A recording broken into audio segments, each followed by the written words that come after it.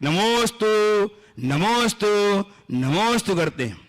गुरुदेव, आज के इस कार्यक्रम को कुछ ऑनलाइन प्रश्नों के माध्यम से प्रारंभ करना चाहता हूं, आपकी आशीर्वाद की अपेक्षा से।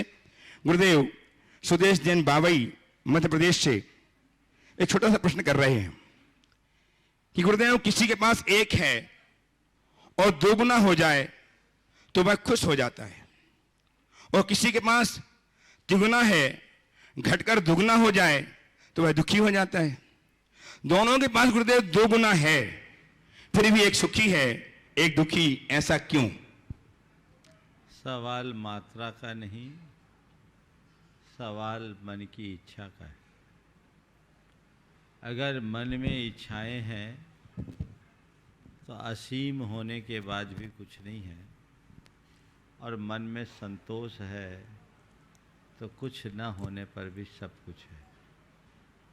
बस हम एक ही बात को सार में अपने हृदय में अवधारित करें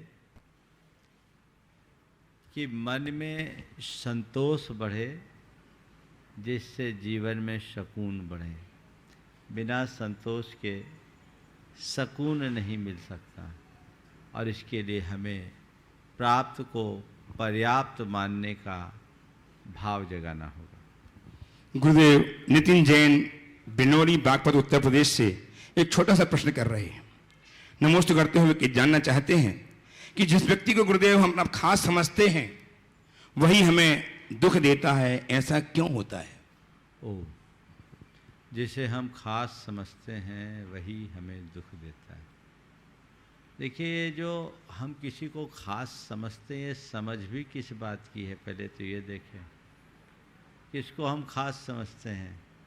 जिससे हमारी आशा और अपेक्षाएं पूरी होती दिखती है, वो हमें खास लगने लगता है, और जिससे हमारी आशा अपेक्षाएं टूट जाती है तो वही हमारे जीवन को चुभने लगता है। ये जब तक अपेक्षा होगी तो अपेक्षा का दंश तो भोगना ही पड़ेगा। जहाँ अपेक्षा होती वहीं अच्छी और बुरी दोनों बातें जुड़ती हैं।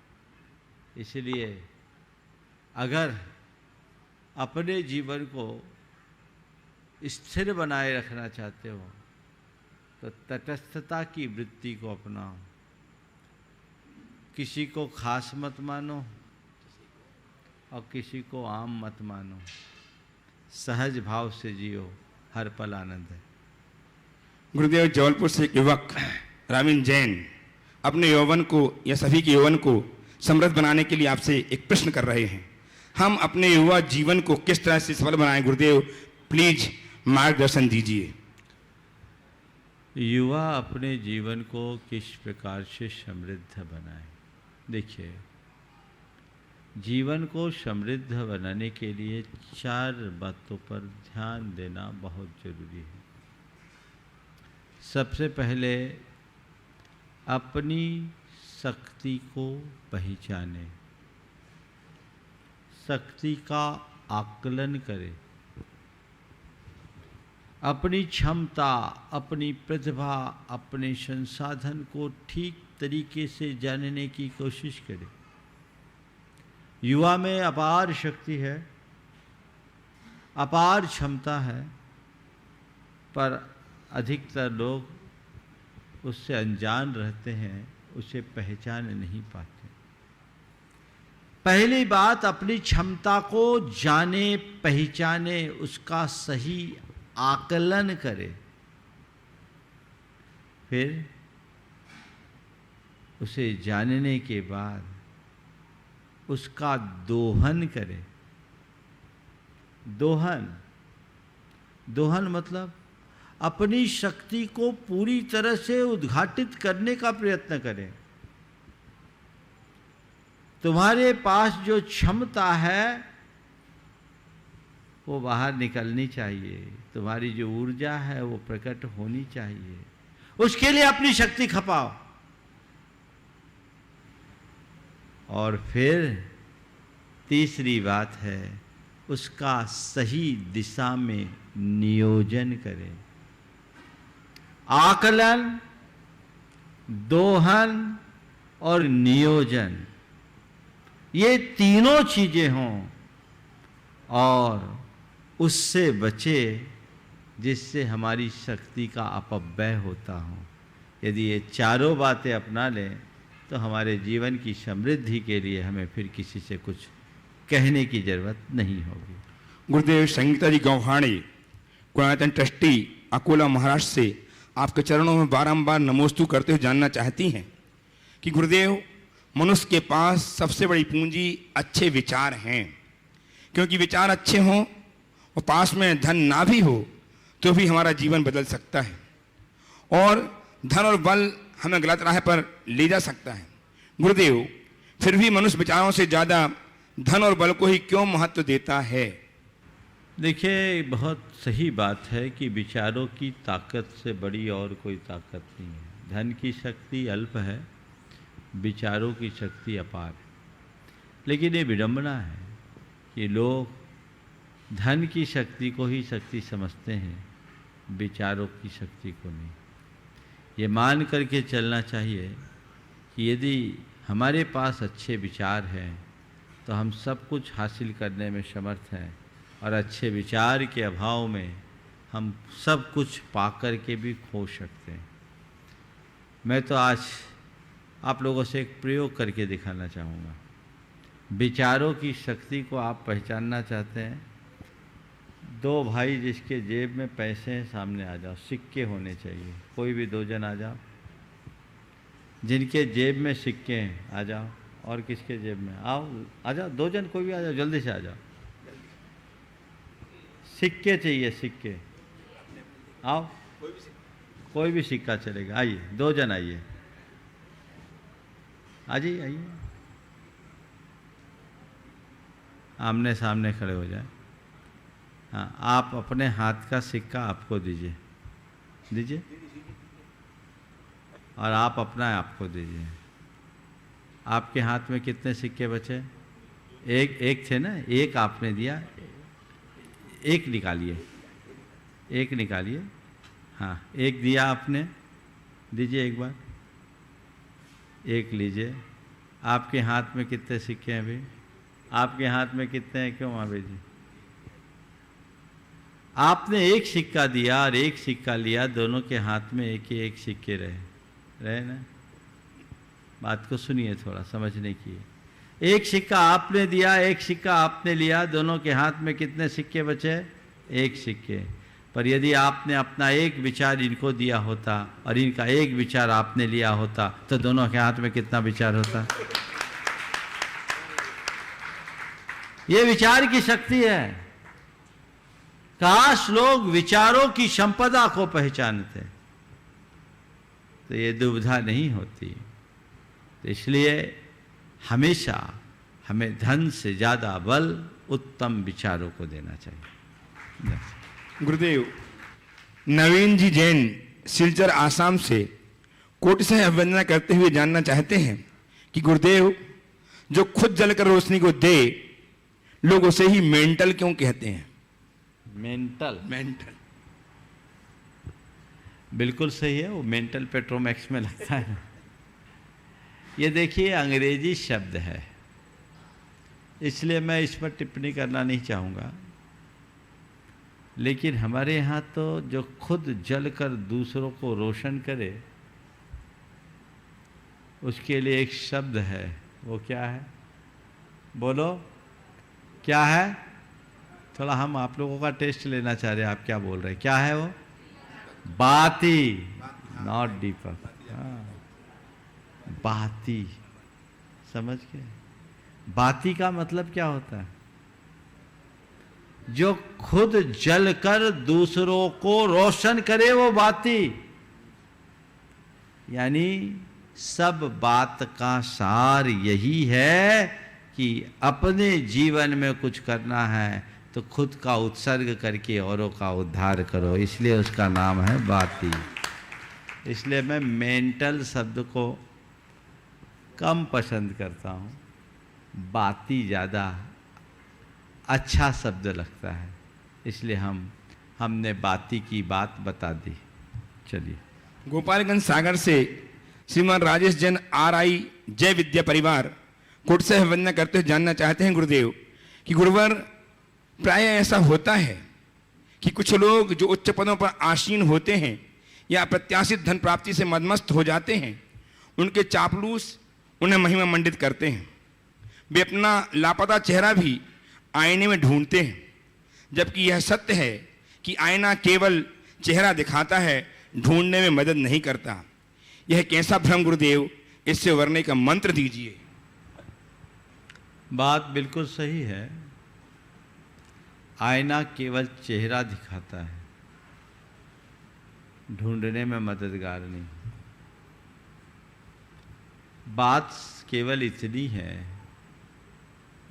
कि आईना देखने की जरूरत किसको पड़ती है?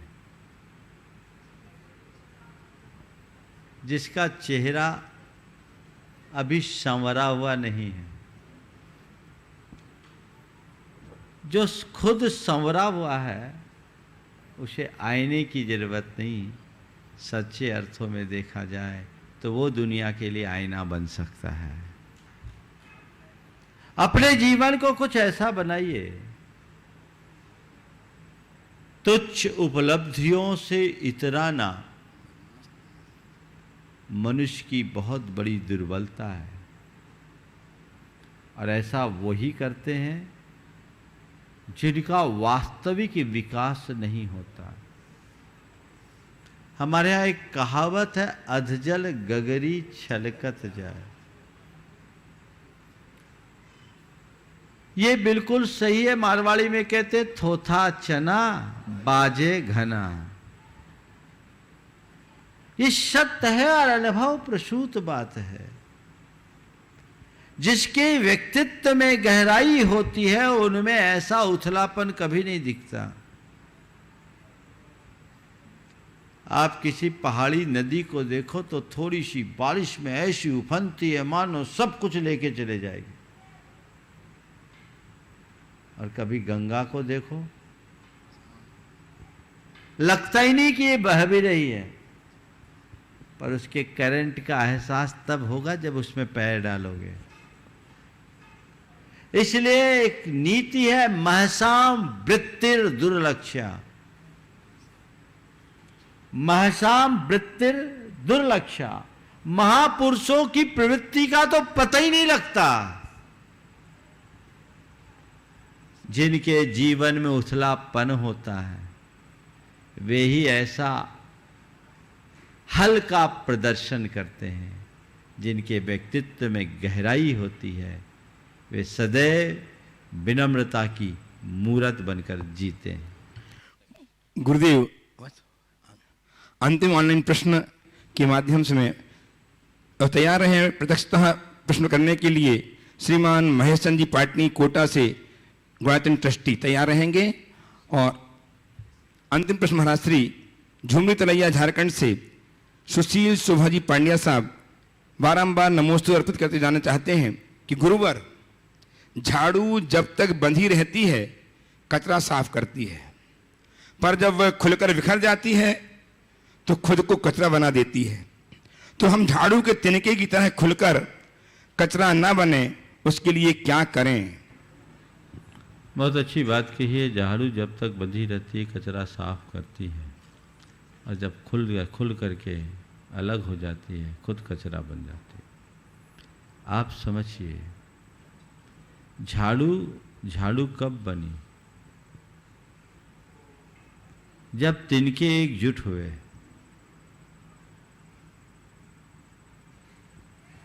तिनकों में ही झाड़ू की ताकत आई।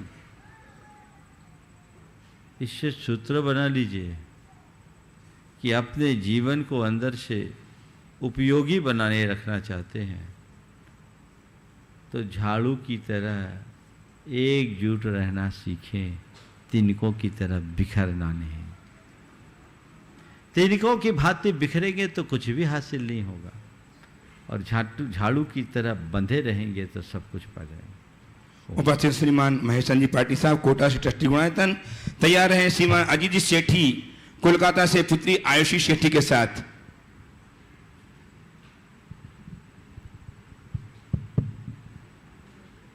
नमोस्तु महाराज जी, महाराज जी, मेरा प्रश्न ये है कि परिग्रह पाप है, ये परिग्रह पाप है, ये हमें गुरुजी महाराज लोग समझाते हैं, हमें थोड़ा थोड़ा समझ में आता है। कोरोना के प्रथम स्ट्रेन ने फिर थोड़ा थोड़ा और समझाया, कोरोना के सेकंड स्ट्रेन ने मारपीट के समझाया, और अब अफगानिस्तान में तालिबानी लोग जो कर रहे हैं अल्पसंख्यक और हिंदुओं के साथ, इसके बाद भी धन पैसा वैभव संपत्ति गाड़ी घोड़ा से हमारा मोह जो है छूटता नहीं है। ऐसा क्या करें कि इसके प्रति हमारी इच्छा शक्ति, मतलब हमारा मन जो है इनके प्रति थोड़ा दूर हो और हमें सही मार्गदर्शन, सही दिशा में हम आगे बढ़ें। नमोस्तु महाराज। आपने बहुत अच्छी बात की।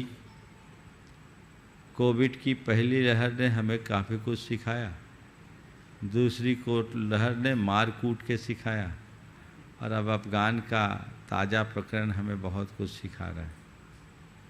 मैं तो एक ही बात जानता हूँ, जिसे सीखना होता है वो एक इशारे में समझ जाता है, और जो ढीठ बन जाता है इसे कितना ही मारो कूटो कोई फर्क नहीं पड़ता। फर्क पड़ना चाहिए, अंदर की चेतना जगेगी तभी फर्क पड़ेगी। बाहर की परिस्थितियाँ हमें बोध कम देती है, अंदर की चेतना ही हमें बोध देती है। अपनी अंतस चेतना को जगाएं, जीवन के मर्म को पहचानें, सब कुछ बदल जाएगा। कुछ लोग हैं जो ठोकर खा कर के भी सुधरते हैं, पर बहुत आयत लोग हैं जो दूसरे के ठोकर खाता देखकर सुधर जाते हैं।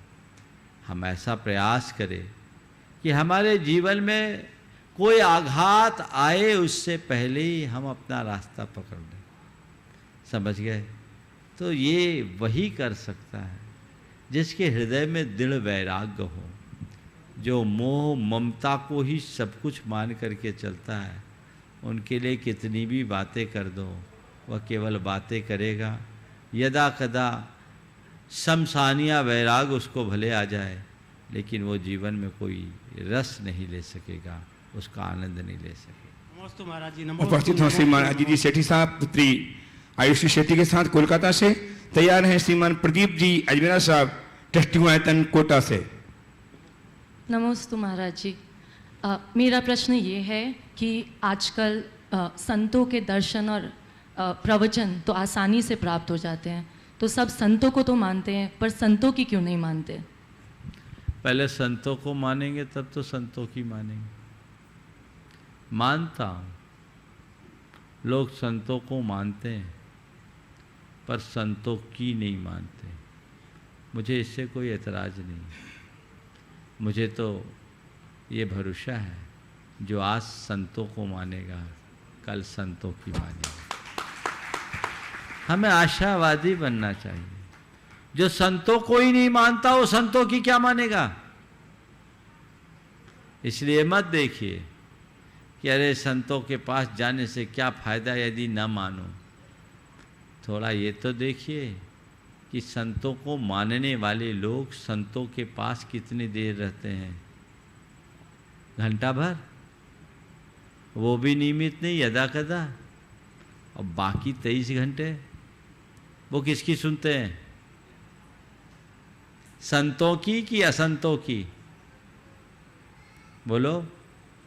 1 घंटे अगर संतों की शरण में आकर के कुछ प्रेरणा पाए भी, तो बाकी 23 घंटे क्या देख रहे हैं, क्या सुन रहे हैं और किन के बीच रह रहे हैं? बोलो, उनका असर होगा कि नहीं होगा? ना होगा। तो उनका असर होगा। अब उनका असर 23 घंटे का ज़्यादा होगा कि 1 घंटे का? हम ये अपेक्षा क्यों रखते हैं कि 1 घंटे जाए तो सब बदल जाए? हाँ, लेकिन ये संतों के सानिध्य की बड़ी महिमा है कि ढंग से यदि 1 घंटे का भी सानिध्य हो जाए तो वो 23 घंटे पर भारी रह सकता है। संतों को मानो, संतों की भी मानो, कदाचित संतों की न भी मान पाओ तो कम से कम इतना ध्यान रखो कि जो मैं कर रहा हूं गलत कर रहा हूं, तो यह भी एक सकारात्मक परिवर्तन की शुरुआत है।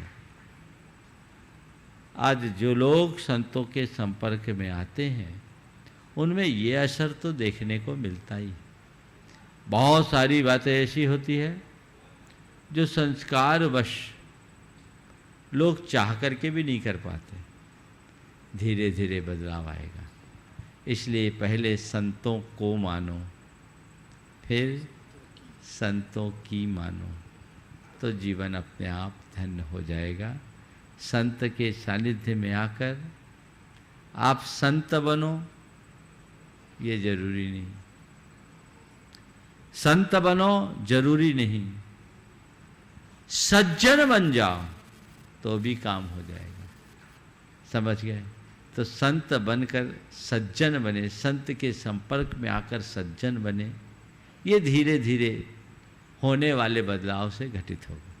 उपस्थित हैं श्रीमान प्रदीप जी अजमेरा साहब ट्रस्टी गुणायतन कोटा से। तैयार हैं श्रीमान नरेंद्र जी पांड्या साहब डीमापुर से। गुरुवर नमोस्तु। मेरा प्रश्न ये है कि प्रसन्न तो वो हैं जो अपना मूल्यांकन करते हैं, दुखी वो हैं जो दूसरों का मूल्यांकन करते हैं। गुरुवर, हम दूसरों का मूल्यांकन करना तो जानते हैं, पर खुद का मूल्यांकन कैसे करें? बहुत अच्छा वाक्य है। प्रसन्न वे हैं जो अपना मूल्यांकन करते हैं, दुखी वे हैं जो दूसरों का मूल्यांकन करते हैं। हम आज तक दूसरों का ही मूल्यांकन करते आए हैं, अपना मूल्यांकन कैसे करें? अपना मूल्यांकन करने के लिए हमें सबसे पहले अपने आप को जानना जरूरी है, मैं कौन हूँ। जिस पल हम अपने आप को पहचानेंगे तभी हम अपना मूल्यांकन कर पाएंगे। विडंबना ये है कि हमने अपने साथ एक बहुत बड़ा भ्रम जोड़ रखा है। हमने अपनी एक काल्पनिक छवि गढ़ रखी है और अपने को तदनुरूप मान लेते हैं। जब तक हम अपने जीवन के यथार्थ को नहीं पहचानेंगे हम अपना मूल्यांकन नहीं कर सकते। इसलिए सबसे पहली ज़रूरत है अपने आप को जानने की, पहचानने की। आइए श्रीमान नरेंद्र जी पांड्या साहब डीमापुर से। तैयार रहें सरिता जी राकेश जी जैन इंदौर से। नमस्ते महाराज जी। महाराज जी, मैं ये जानना था कि प्रमाद को कैसे दूर करें। जब भी कोई अपनी इच्छा का काम करना होता वो तो हम लोग झट से कर लेते हैं, और जब सुबह मंदिर में कलश करना हो या मॉर्निंग वॉक करना हो तो उसमें प्रमाद आ जाता है। तो मुझे ये ऐसे बताइए कि अगली बार आऊँ तो प्रमाद दूर हो के। और एक सवाल और था महाराज जी, कि अभी मेरी बहू जानना चाहती है कि अभी बेटा उसका 10.5 महीने का हो गया, वो आगे जाके कैसे बच्चे को संस्कार दें कि वो भी धर्म की लाइन में मतलब संस्कारिक धीरे धीरे वो भी मतलब। देखिए, आपने जो सवाल किया है प्रमाद पर कैसे विजय पाए। देखिए, जिस कार्य में हमारी रुचि होती है वहाँ उत्साह रहता है, और जिसमें रुचि का अभाव होता है वहाँ प्रमाद होता है। तो जो आप करना चाहते हैं उसमें रुचि जगाइए। आपने कहा बहुत सारे कार्यों में तो हम बिल्कुल तत्पर हो जाते हैं, लेकिन अच्छे कार्यों में हमारे मन में आलस आता है। क्यों? ये रुचि की कमी। अंतरंग में रुचि जगाइए। रुचि जितने भाव बहुत होते हैं, लेकिन बता रहा हूँ ना, रुचि और गहरी कराइए। दूसरी बात, संकल्प। रुचि के बाद भी यदि प्रमाद आ रहा है तो संकल्पित हो जाइए कि ये काम हम करके ही दम लेंगे। और कदाचित संकल्प पूर्ण न हो तो अपने मन को दंडित कीजिए, दंडित कर लीजिए, तय कर लीजिए मुझे अभिषेक करने जाना है, और यदि अभिषेक के टाइम में नहीं पहुंचा तो 1000 रुपया की पेनल्टी दूंगा मंदिर के गुल्लक में डाल के। तय करो, ईमानदारी से करो तो सारे कार्य हो सकते हैं। समझ गए? चलिए।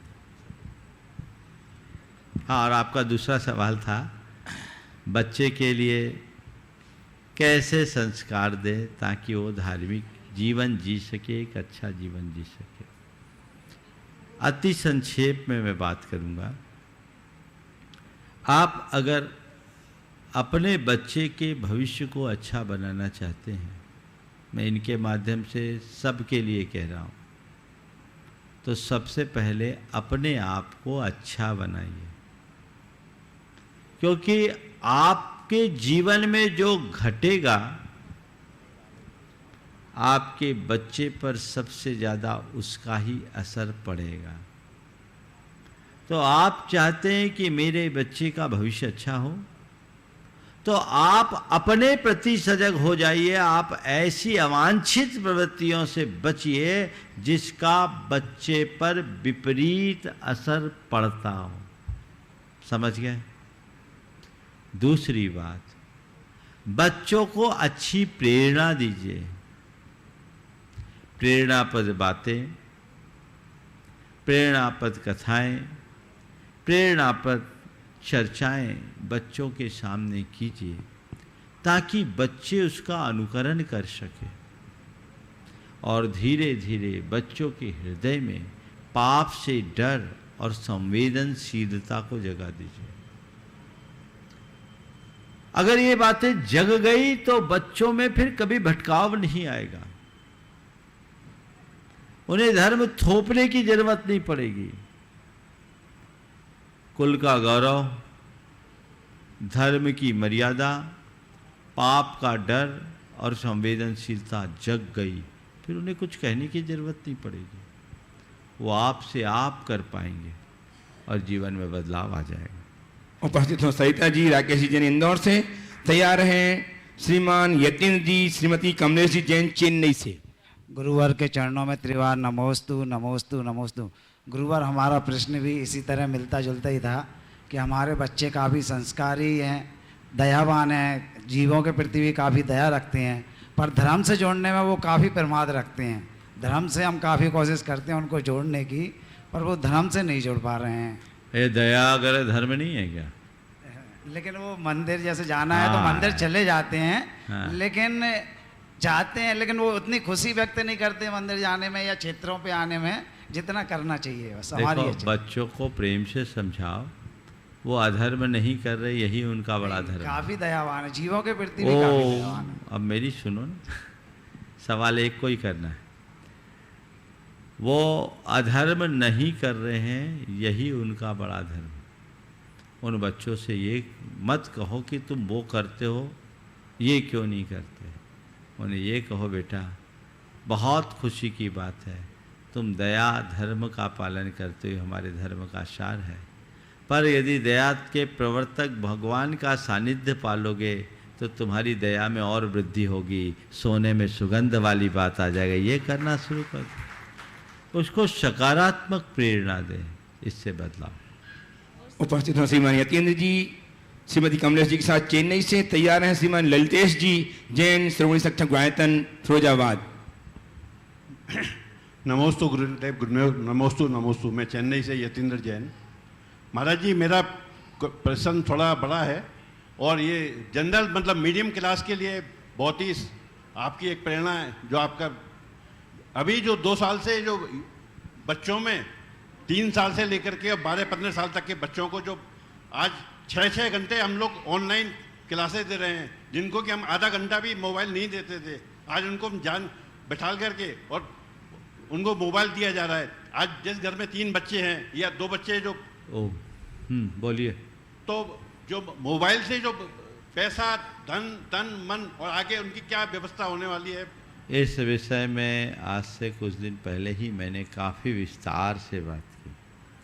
अब ये एक ऐसी समस्या है कि बच्चों की पढ़ाई के लिए वो देना भी ज़रूरी है, पर बच्चों को उनका आदी बनना बड़ा खतरनाक है, आदी बनाना खतरनाक। इसका एक ही उपाय है कि बच्चों को औचित्य का बोध कराए और उन्हें ये समझाए कि पढ़ाई उनकी कैरियर की प्राथमिकता है। इंटरनेट के माध्यम से वही पढ़े, वही देखे, वही सीखे जिससे वे अपने जीवन को आगे बढ़ा सके। अगर उन बातों में उलझ जाए जिससे हमारी क्रिएटिविटी कम होती हो, जिससे हमारी प्रगति अवरुद्ध होती हो, तो व्यर्थ है। आज से 5 दिन पहले एक परिवार आया, उसमें एक बेटी थी, वही समस्या। उसकी माँ ने शिकायत की कि महाराज जी, ये जब से ऑनलाइन क्लासेस हुई, इनको हमें स्मार्टफोन देना पड़ता है, ये दिन भर फ़ोन में ही लगे रहते हैं। उस बेटी ने जो बात कही, 8वीं क्लास की बच्ची, उस बच्ची ने जो बात कही सुन कर के मन प्रसन्न हो गया। बोला महाराज जी, मैं हमेशा इस बात का ध्यान रखती हूँ कि मुझे क्या देखना है और क्या नहीं देखना है। महाराज जी मैं आपको बताऊँ, अभी फ्री हूँ, पढ़ाई करती हूँ, पूरा अपना काम कर लेने के बाद मेरी रुचि कुकिंग में आ गई है, तो मैं तो रेसिपी देखती रहती हूँ और यूट्यूब के माध्यम से वही देखती हूँ। मम्मी को ये लगता है कि मैं मोबाइल में ही लगी हूँ। महाराज मैं क्या करूँ, खाली रहती हूँ, खेलने कूदने के लिए भी कुछ नहीं है, तो ये काम कर रही हूँ। तो ये एक सोच अगर बच्चे के अंदर जग जाए तो ये ज़रूरी नहीं कि उसके हाथ में मोबाइल है तो वो दुरुपयोग ही करे। हमें उनको उनकी सीमा का एहसास कराना चाहिए। यदि सीमा का एहसास हो तो फिर ज़्यादा कुछ कहने की ज़रूरत नहीं।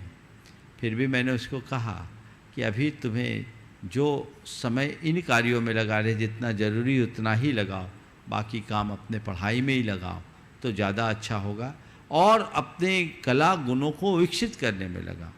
तो हम जब बच्चों को अच्छे तरीके से समझाते हैं तो न केवल उसे स्वीकार करते हैं अपितु अपने जीवन में बड़ा सुधार भी करते हैं। आइए फिरोजाबाद से। इसी बारे में एक प्रश्न है। मेरे 2-3 दोस्त जो कि इसी तरीके से कंप्यूटर पर लग करके उनके शरीर की भी व्यवस्था, और भी लोग हैं पीछे भैया।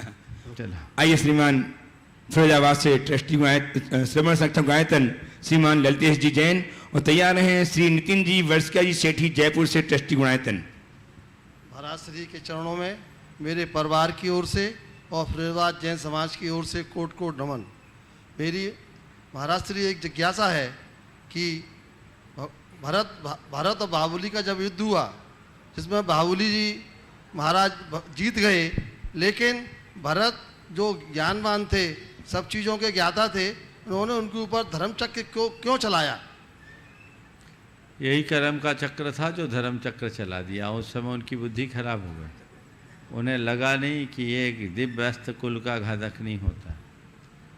अहंकार उत्पन्न हुआ, वो आखिर अंदर से बौखला गए। और कहते हैं ना, जब व्यक्ति बौखला जाता है तो उसकी बुद्धि काम नहीं करती। हो सकता है भरत चक्रवर्ती के साथ भी ऐसा ही कुछ हुआ। उनका विवेक हो गया होगा महाराज। बिल्कुल बिल्कुल बिल्कुल। नमस्ते महाराज जी। उपस्थित हो श्रीमान नितिन जी वर्षिका जी सेठी जयपुर से, तैयार हैं प्रतिष्ठिता श्री कमल कुमार जी कमलांकुर भोपाल से। नमोस्तु गुरुवर, नमोस्तु नमोस्तु नमोस्तु। गुरुवर, एक ही मंदिर में इतनी सारी वेदियाँ होती हैं, लेफ्ट में, राइट में, वेदी के पीछे भी कई बार एक और दर्शन रहता है। भाव नहीं रहते उतने दर्शन के। एक वेदी 2 वेदी के बाद बिल्कुल लगता है बस हाथ जोड़ो, चावल चढ़ाओ, आगे बढ़ो। तो इतनी वेदियों का लॉजिक समझ नहीं आता। तो हम एक वेदी में भी तो सब पूजा पाठ ध्यान कर सकते हैं। जीवन में किसी को प्रेम किया है? किया है ना? किया है। अपने पति को ही किया है, करते भी होंगे। पति की फोटोएं देखने का मन होता है? कितनी? बोलो। एक, बस। क्या हो गया? समझ गई गुरुवर। समझ में आ गई? जिससे प्रेम होता है हर तरफ उसको देखने का मन होता है। जित देखूं तित तू, तो एक क्या हर दीवार में भगवान की वेदी हो तो धन्यवाद। प्रेम तो हो, प्रभु के पास तो जाते हो, प्रभु का अनुराग कितना ये देखो। तो कमी मंदिर बनाने वालों की नहीं है, कमी मंदिर जाने वालों की है। वो तो उनके प्रबल अनुराग की अभिव्यक्ति है, जिन्होंने अपना तन मन धन सब लगाकर मंदिर बना दिया। अब तुम्हारे हृदय में अनुराग होगा तो मन नहीं उगता आएगा, फिर तो मन बार बार भगवान के चरणों में जाने का होगा। लेकिन क्या बताऊं, मैं ये नहीं कहता कि भगवान से अनुराग नहीं है। भगवान से अनुराग तो है, लेकिन भगवान से जितना अनुराग है उससे कई गुना दुनिया से अनुराग है। इसलिए भगवान के पास जाने के बाद भी दुनियादारी अपनी ओर खींच लेती है, फिर लगता हो गया निपटा। तो अनुराग बढ़ाओ, अनुराग जगाओ, तो फिर कभी कोई दिक्कत नहीं हो। आइए श्रीमान कमल कुमार जी कमलांकुरु भोपाल से प्रतिष्ठाचार्य, और तैयार रहें श्री महावीर जी जैन कोटा से ट्रस्टी गुणायतन। पूज्य गुरुवर के चरणों में नमोस्तु। अभी धर्म पर बड़ा कुठाराघात हो रहा है। सबने देखा है कि एक अनूप मंडल मात्र जो 5 लोगों से शुरू हुआ था, आज वो बड़ा ग्रुप बन गया है जो अपने धर्म के प्रति लोगों को भड़काते हैं। अभी बड़े गांव में भी ऐसी समस्या आई कि कुछ असामाजिक तत्वों ने जैन समाज के ऊपर हमला किया। ऐसी चांदखेड़ी पर भी अभी दृश्य देखने को प्राप्त हुआ है। गुरुवर, ऐसी विषम परिस्थितियों में समाज का क्या कर्तव्य है, हमें कैसे इन लोगों से मुकाबला करना चाहिए? देखिए, ये सब जो भी घटनाएं हैं, ये घटनाएं बहुत गंभीर हैं और इन्हें हमें बहुत संवेदनशील तरीके से निपटाना चाहिए। सबसे पहले तो हमें इनकी कारणों की पड़ताल करनी चाहिए कि ये स्थिति क्यों उत्पन्न हुई, फिर इनके निवारण का तरीका खोजना चाहिए। हमारी पहली कोशिश ऐसी होनी चाहिए कि हम अपने इर्द गिर्द आस पास रहने वाले लोगों से ऐसा मधुर संवाद बनाएं कि सभी हमारे समर्थक बन जाए, आलोचक न बने, विरोधी न बने। ये हमारी कमी रही है कि हमने और बातों पर तो ध्यान दिया, मूल बात को भुला दिया। यदि हमने प्रारंभ से इस तरह की कोई प्रक्रियाएं अपनाई होती तो शायद ऐसी स्थितियां कम होती। दूसरी बात, हमें आपस में संगठित होकर के चलने की जरूरत है। और कहीं कोई भी व्यक्ति इस तरह के हरकत करते हों तो उसका बहुत युक्तिपूर्ण तरीके से हल निकालना चाहिए। हम लड़ाई के पक्षधर कभी नहीं, न हमें हर बात में लड़ाई की बात सोचनी चाहिए। हमारी सोच ऐसी बननी चाहिए कि कभी लड़ाई हो ही नहीं। हमारा धर्म लड़ने की बात नहीं सिखाता, हमारा धर्म लड़ाई मिटाने की कला सिखाता है। हमें उस तरफ ध्यान देना चाहिए। कुछ बातें आज के सोशल मीडिया के दौर में ज़्यादा गड़बड़ी पैदा कर रही है।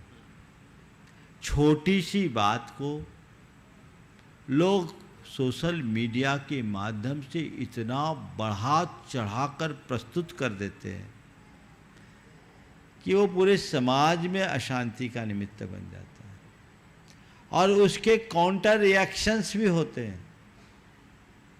तो मेरा सब लोगों से सलाह है, सब लोगों से मेरी सलाह है, व्हाट्सएप वीर मत बने। समझ गए ना? केवल व्हाट्सएप वीर ना बने। थोड़ा सा आपने समय निकाला, एक पोस्ट जारी कर दिया और आपने अपनी छाती ठोक ली, इससे कुछ नहीं हो। जमीनी हकीकत को समझकर उसका समाधान ढूंढे। उन बातों को बिल्कुल सोशल मीडिया से दूर रखे जिसका कोई विपरीत असर हो या दूरगामी परिणाम खराब निकलता हो। बहुत सारी चीज़ें तो ऐसी है जिसको उत्प्रेरित करने का काम आपने किया है। आपने मतलब तथाकथित लोगों ने। तो हमें उधर भी देखना हो, वातावरण को अच्छा बनाने का प्रयास करना चाहिए। और केवल सोशल मीडिया में किसी का समाधान नहीं है, इसे देखना चाहिए। जहाँ भी समाज में समस्याएं आती है लोग उसका समाधान निकालते हैं। मुझे नहीं मालूम बड़ा गांव या चांदखेड़ी में क्या घटना घटी, क्योंकि मैं मीडिया से दूर हूँ।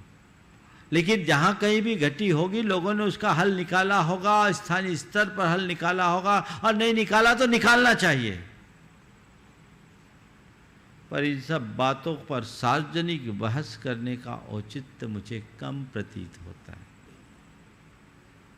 हमें ऐसे मुद्दों पर ही सार्वजनिक बहस करनी चाहिए जो व्यापक स्तर पर हो।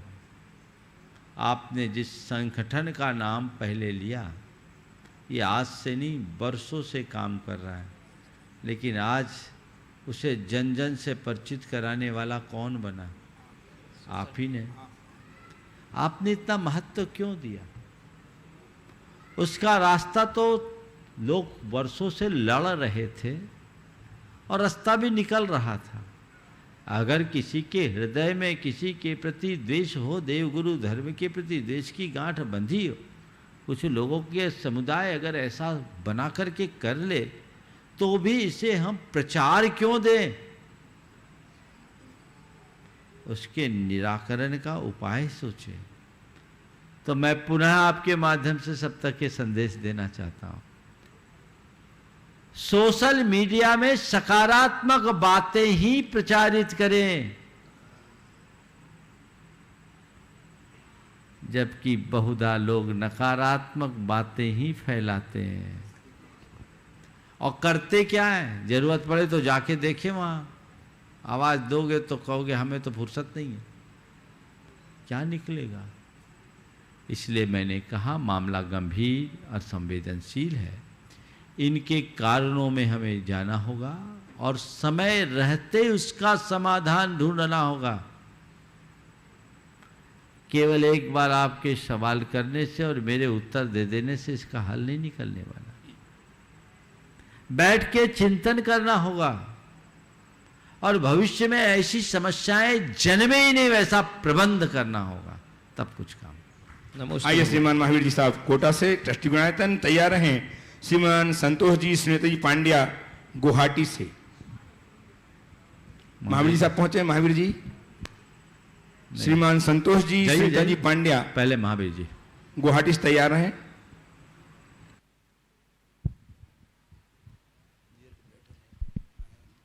गुरुवर के चरणों में नमोस्तु नमोस्तु नमोस्तु।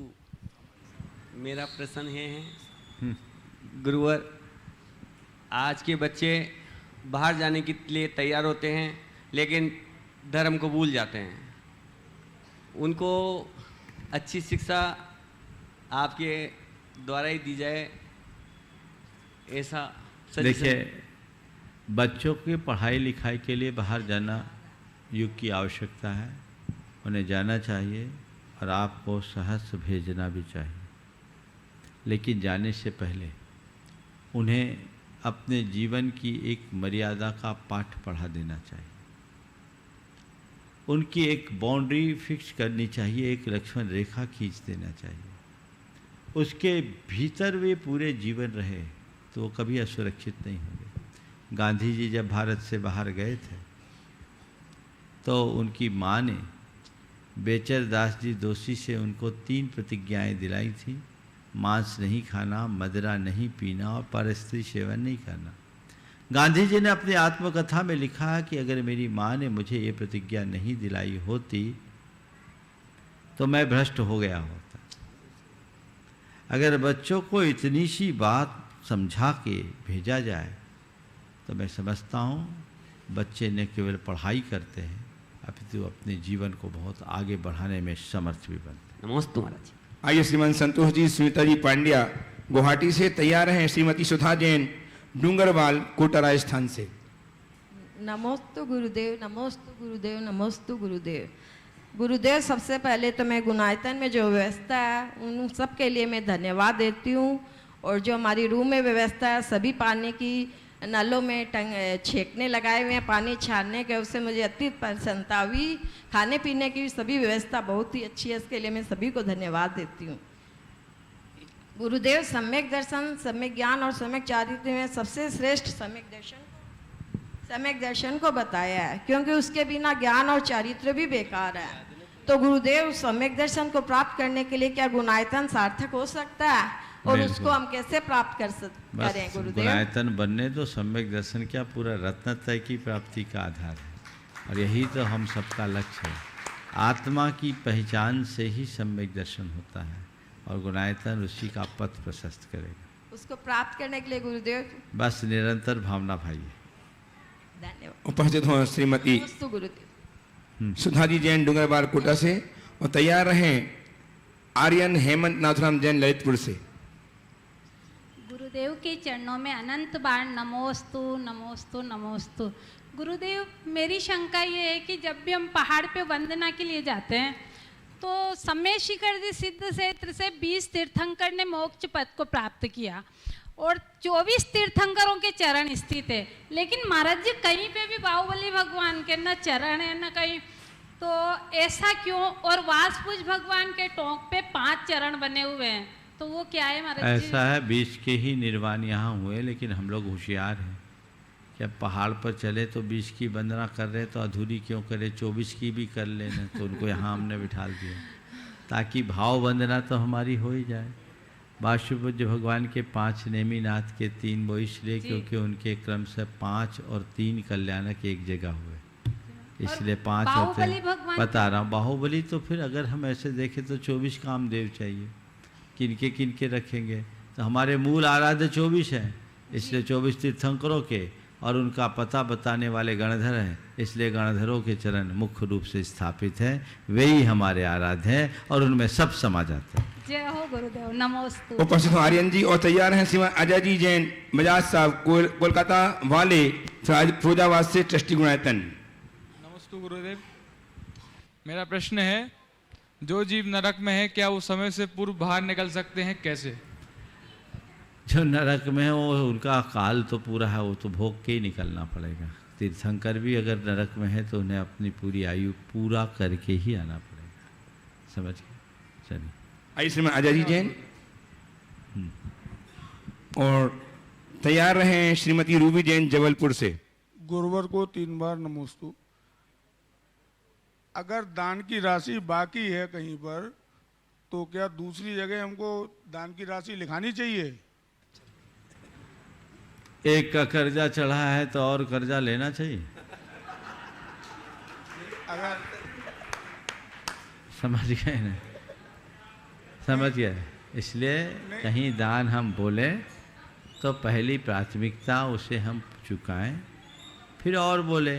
पर कुछ लोग हैं जो केवल बोलते हैं, उसके बाद कुछ नहीं करते।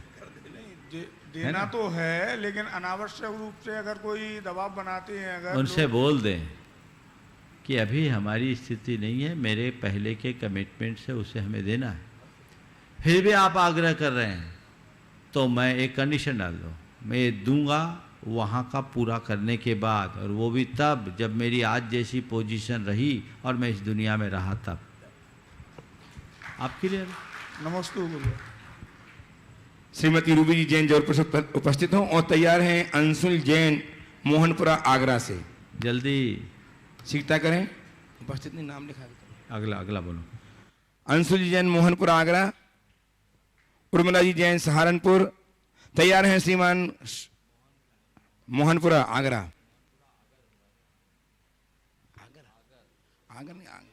आगरा लिखा था, जल्दी बोलिए और बोलो। श्रीमान सुभाष जी जैन सीईओ गुणायतन, तैयार रहें।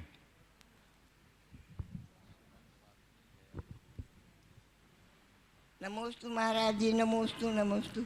महाराज जी, मेरा प्रश्न है कि पैसे वाले आदमी सख्त व्यसन करते हैं तो अभी वो कहते हैं इनका शौक है, और गरीब आदमी पान खाता है तो कैसा बिगड़ा हुआ है, ऐसा क्यों है?